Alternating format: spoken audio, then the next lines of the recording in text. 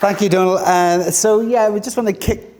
Donald asked me to be I suppose, this sort of metaphorical lollipop man, you know, who kind of just directs people to talking and not talking. So we have we're going to start off with our first panel. So can I just ask the guys in the first panel to come up? So we have Hsien, Thomas, Sven, and Dermot as well, I think.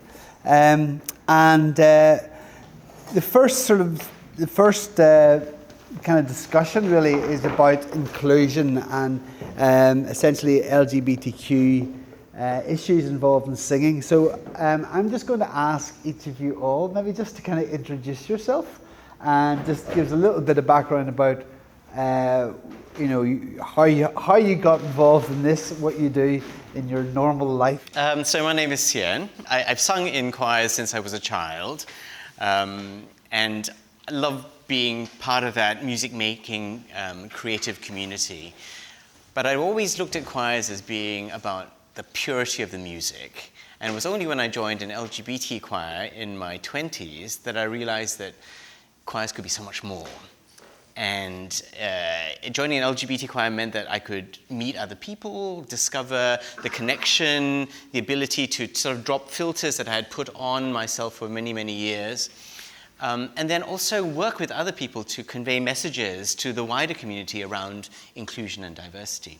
So back in 2011, I set up the UK and Ireland LGBT choir network called Proud Voices.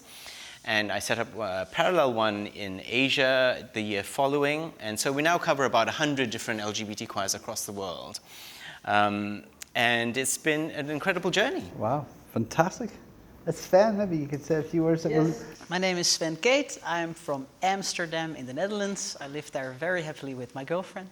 And I work as a choir conductor. I have several choirs. I work as a teacher at the Conservatoire of Amsterdam, and I work as an arranger. And besides that, I also get to travel the world to talk about subjects like this.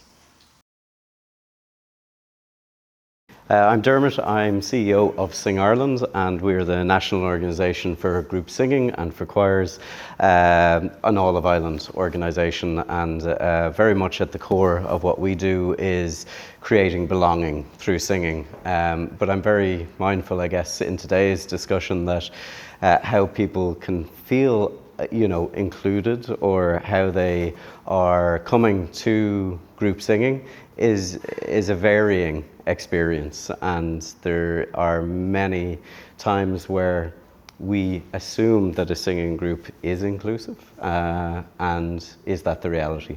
So it's interesting, I think, into today's conversation. Thank you, Dermot. And Thomas? Yep, my name's Thomas. I am Professor of Ethnomusicology at the Norwegian University of Science and Technology in Trondheim, Norway. I grew up in the UK, a bit in Italy as well, and lived in Germany for many years. And whilst I was living in Berlin about 12, 13 years ago, I joined an LGBT orchestra. I also play the violin as well as sing.